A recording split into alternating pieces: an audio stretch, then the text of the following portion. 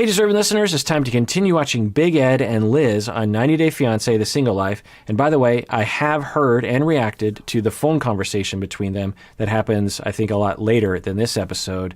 So I think that will change my reaction as I watch. Let's watch. Last night, she was at her restaurant. I was there at the same time, and she was having a drink with a guy. I was shocked because I'd been there all night, and she had never came over to say hi. Okay, so I have actually listened and reacted to the conversation on the phone, the infamous conversation between Ed and Liz, where Ed was being verbally abusive to her. So I'm wondering, is this the incident or is this another incident? But we are clearly seeing jealousy and issues around that. Let's continue watching. It threw me off. And the fact that Liz and I aren't official, it's really none of my business. But I like her. So I want us to talk about it. So that's good. He recognizes, look, well, he says we're not official. I would rephrase that with him of like, you're not a couple. You're literally friends. You're not a romantic couple. But he says, well, but that's fine. But he says, we're not official, and therefore I can't really say anything. So she can be with whoever she wants to. But I do want to talk about it, which is fine. He wants to be romantic with her, but he needs to find out if she is interested in him as well. So let's see how he has the conversation. Things have been a little weird between us and kind of just need to clear the air. Last night, I was just having a quick beer with a guy, and Ed saw that. Since then, his text messages have been very short. Okay, so I'm guessing that this is not the incident that sparked the conversation in which Ed was being verbally abusive to Liz, and Liz was crying. But this is a harbinger of things to come, for sure, right? So listen, about yesterday. So I actually thought you were on a date. And I'm like, here we go again. I like somebody, and it's going to fail. And I reacted, so. So again, we hear that mode, that black and white thinking that Ed has, where he somewhat, normally he's very optimistic. Everything's going to work. The world is great. I'm capable of anything. And then when there's any kind of sign that something could go wrong, he goes to a very pessimistic mode. Let's re-listen to what sentence he just used there. And I'm like, here we go again. I like somebody, and it's going to fail. Here we go again. I like someone, and it's going to fail. Now, I didn't show this clip, but he talked about with his brother how when he was younger, that Ed liked a woman or a girl, I don't know what age they were, and the woman was only friends with Ed so that she could get to his brother.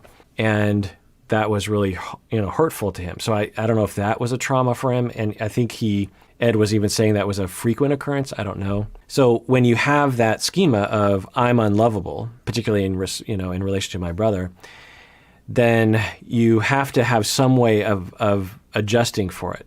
If you just operate, there's various different ways you can operate from that place. You can just give up and say, I'm unlovable. Or another option is you can overcompensate and say, like, I'm the best. I'm charming. Women love me. I can do anything.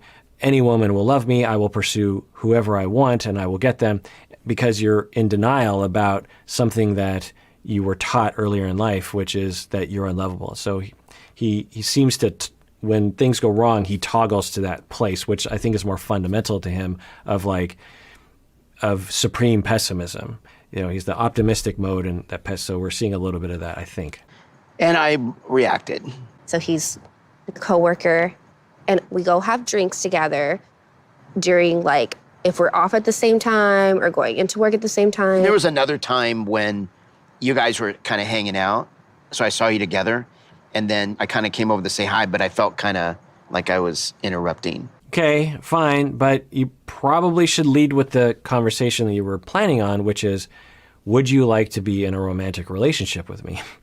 Because if you do, then my jealousy makes some sense. But if she doesn't, then Ed, your jealousy makes no contextual sense. if you're friends and she's talking to a guy, then you don't have any leg to stand on. But he's operating from a place of entitlement. He's operating from a place of, well, but I deserve your respect, and you aren't. It's not extreme, but it's definitely on the spectrum of, Liz, you have no right to talk to that guy because I own you or you're involved with me, even though there's been no conversation or establishment of that, at least what we've seen on the show. He's my good friend as a guy friend, and there's nothing between us. Okay, hold on one second. And then I saw you guys walk into your car one night. Wow. So is Ed stalking her? I mean, that's what it sounds like to me. It sounds like to me that he's watching her because, you know, we're not hearing her say, yeah, I remember seeing you. So he's hiding and stalking her. That's a problem. And that is actually indicative of an abusive person as well, an entitlement, an obsessiveness. Usually what people will say about abusive people is that they're psychopaths or malignant narcissists or something. But often what's driving stalking and jealous behavior is a deep fear of losing someone. And you have this one option. Whenever you feel a deep fear of losing someone, the individual has this one option available to them, which is to control and stalk and micromanage another person's lives or putting them down.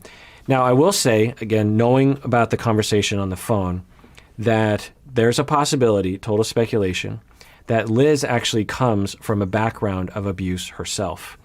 And that as Ed is engaging in this kind of conversation where he is pressuring her and making her feel like she's in the spotlight, where she needs to justify herself, for a lot of people with abusive backgrounds, that'll click them into this mode of trying to please the other person. And that's how these two personalities will fit together. The abusive, entitled person with their own abuse history and their own attachment injury history, and the pleaser person, they will lock into each other. And the pleaser person, there's a chance, it's almost like joining a cult where you're brainwashed in a certain sense. And if you've ever been in those shoes, you know what I'm talking about, where the part of your brain or the part of your personality that evaluates, do I want to be in this relationship, kind of turns off because of the way you needed to deal with your past relationships when you're 5 or 10 years old and you're experiencing fear and terror, or maybe even an earlier romantic relationship. In order to cope and survive, you kind of have to turn off parts of your personality. And one of the first things to go is, do I want to be in this relationship? Because if you ask that question, you'll probably say no, but you're so terrified of communicating that or doing anything about that, that it's just better to turn that off because there's just really no point. It's sort of like you're at war, or you're in a country where there's a lot of civil war or something, and there's no way to get out. There's no, you don't have money to get out of town, or there's border guards, or there's violence outside of your little safe zone. And you could imagine a person in that position, especially if it's month in, month out, that eventually they just stop asking the question, do I want to live in a war zone? You just eventually just say, it's just not helpful to ask that question. It only causes trouble for you. So if you learned that when you were 5 and 10 years old and a child, then someone comes along and they start interrogating you, they start abusing you, they start pressuring you, they start having that vibe with you of like where they're attacking you and there's like a little bit of aggressive tinge to it, then you turn off that part of yourself and you just go into pleasing mode. And it's almost like you're a zombie, or like a relationship zombie, a romantic zombie, someone who's not really alive, but you're in the relationship and you're acting like you're in the relationship. So we've never seen this before, actually. We've never actually seen this moment. I don't know if that's what's happening, but I am glad that it gives me a chance to talk about that. And I know a lot of you can relate to that. Let me know in the comments and share your experiences and support each other. He walks me all the time to the parking garage. But I think he likes you. I mean, who wouldn't? It's not like that. I was like, I just don't want this to be a problem, and I don't want you to get mad at my coworkers. I'm not gonna stop hanging out, like having my own life and being independent and everything. Okay, good. So that's actually going in a non-pleaser mode where she's saying, I don't want this to be a problem, and I'm not gonna stop hanging out with people just because it upsets you. So good for Liz on that. Like that, so. Yeah. Now, again, are they in a romantic relationship? I think that needs to be established before anything else can move forward, right? Why are you so quiet? Why are you being weird? I'm not being weird. I think he likes you. I do. And I think but so, I don't want to beat a dead horse, but it is what it is. It's interesting. He's really locked in to this notion that he is entitled to comment on who she hangs out with. I mean, even if they were mildly dating, a lot of people date multiple people when you're casually dating. So what ground does he have to stand on to be upset? And it's one thing to be upset. It's one thing to be like, oh, bummer. I wanted to be with her, but I think she might actually be with this other guy, or at least that guy likes her. Maybe that other guy will beat me out the way my brother used to beat me out. That's okay. You can have those feelings. You can have those feelings of loss. But to feel entitled to express anger towards her and displeasure of her is interesting. Hey, deserving listeners, as y'all know, I am constantly recommending that people go to therapy. We all need therapy from time to time. Well, one of the options available that is definitely worth checking out is Betterhelp. If you're looking for a therapist, I would give it a try by going to betterhelp.com/Kirk. Make sure you use the promo code Kirk because you get 10% off your first month, and it really helps us out. As you watch these videos, I know many of you have been motivated to find your own therapist, which is great because you deserve it.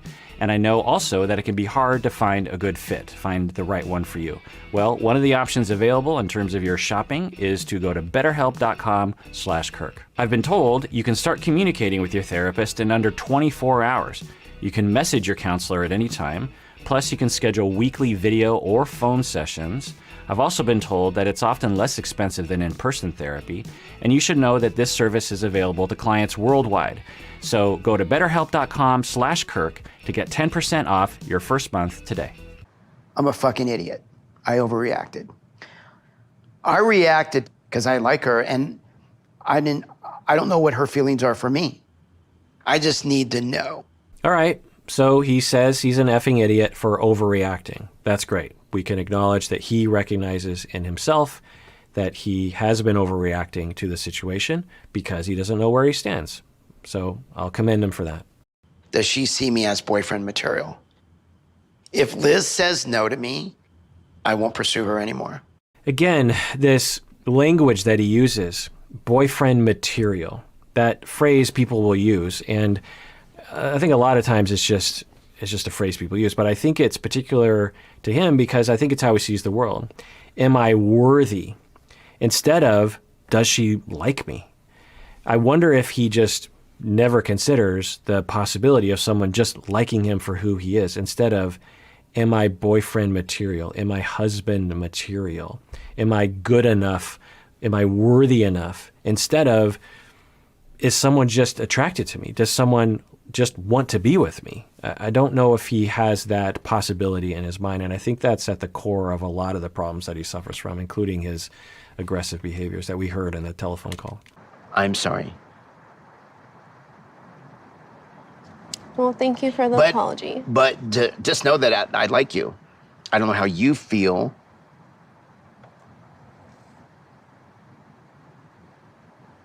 I do like you. I like you. I want. Okay, so I would hope they'd be a little bit more specific on this, but they're using the language that people use. I like you, and then she says, I do like you, which I think means romantically. I don't know, just because I'm a clinician, I'm like, okay, what does that mean exactly? And what sort of timeline are we on exactly? Are we on a 5-week timeline? Are we on a 5-year timeline? I think that should be clarified as well, because there's a possibility that Liz is like, yeah, I like you, but I don't think I'm going to want to get involved romantically or sexually with anyone for the next couple years. So, or is it just around the corner? I hope Ed actually asked that, because I think that's pretty critical to his goals in life. I take care of you. You know, I care about you. And I don't want. So there's that thing again. I want to take care of you. Again, it's that utility. Am I worthy enough for you? Can I please you enough such that you will love me? Because without me helping you and taking care of you, no one will love me. I guess I should ask you, do you think that I'm boyfriend potential? This is the first time where I'm actually having friends in my life, My last relationship was so bad, and I feel like if there's going to be a problem with me having guy friends, I'd rather not be in a relationship. Okay, so she's saying, look, I like having friends, and if being in a relationship with you means I can't have guy friends, I can't have a drink, I can't walk to a car with a guy friend of mine or any friend of mine, then, let's just end this right here. So that's good. Now, we know what happens eventually when they have this phone conversation. From the sound of it in the phone conversation, she drove someone home from work, maybe even that guy, and he was extremely upset at that and became verbally abusive. So. No, and you need your space. I have friends that are girls, and I want that trust too. I like who you are. I like the fact that you're very independent. I like that. And that you stand up for how you feel. I wonder, again, total speculation, based on his relationship with Rose, based on the way he comes across, if right now he's kind of struggling with it, that she's exhibiting independence and she's saying, look, I'm going to have some guy friends and you're just going to have to deal with it. And in his mind, he is struggling. Again, I have not a lot of evidence of this, obviously, but I wonder if in his mind he's like, she's independent. I don't like that. But another part of him is like, well, I have to transform it somehow. And so I'm going to look on the bright side and I'm going to say, I like that independence and I'm going to adjust to that. And maybe, again, I just don't know, he would hope that he would have a less independent person and may be actually attracted to people initially because he believes that they are less independent and they're therefore more easily, controllable, I suppose, or manipulatable or something. I don't want to, more easily, so the best way I could put it is more easily convinced of his utility. If someone is fairly dependent, he can, quote unquote, take care of them and thus be useful to them, and thus he believes they won't leave him. The other total speculation I have no idea, but it would be an hypothesis I would pursue if I were to work with him, which I never will because I just wouldn't. But he maybe had a lot of romantic difficulties in his life and a lot of attachment injuries in his life. But then he had a daughter. And his daughter, because children tend to unconditionally love their parents, for maybe one of the very first times, he had a relationship with another human being, maybe his mom as well, but his daughter. Well, I guess that would be interesting too with his mom, but we'll put that aside for a second. But with his daughter, he's having this really close relationship. They seem to have a close relationship, enough anyway.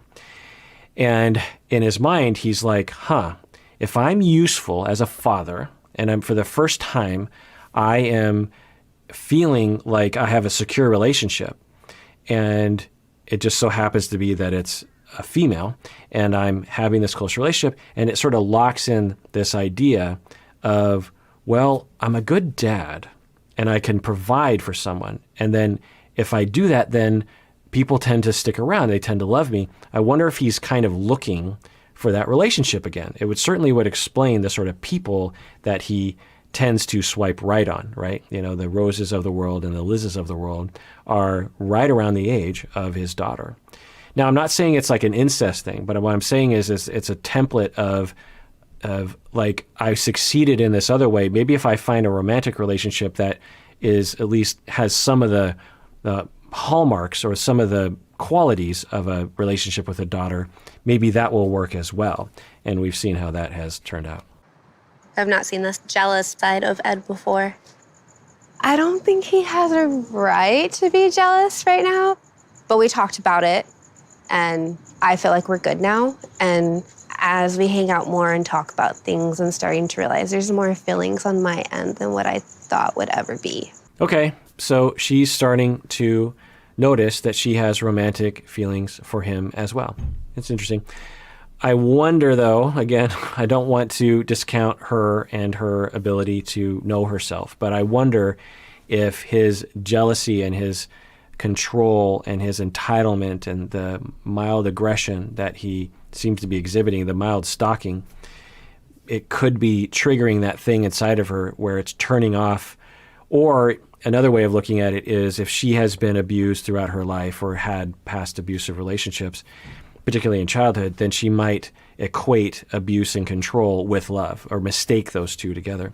And so she sees that it's a familiar feeling that he is exhibiting. It's like you hear little signs of it, and that might trick her into thinking, oh, this is love, when in reality it's actually something she should run away from. I don't know.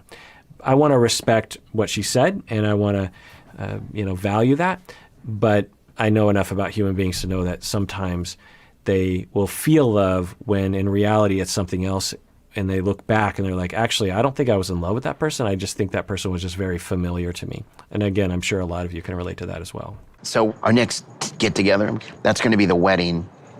I've never been to a wedding. You've never been to a wedding? Just my own.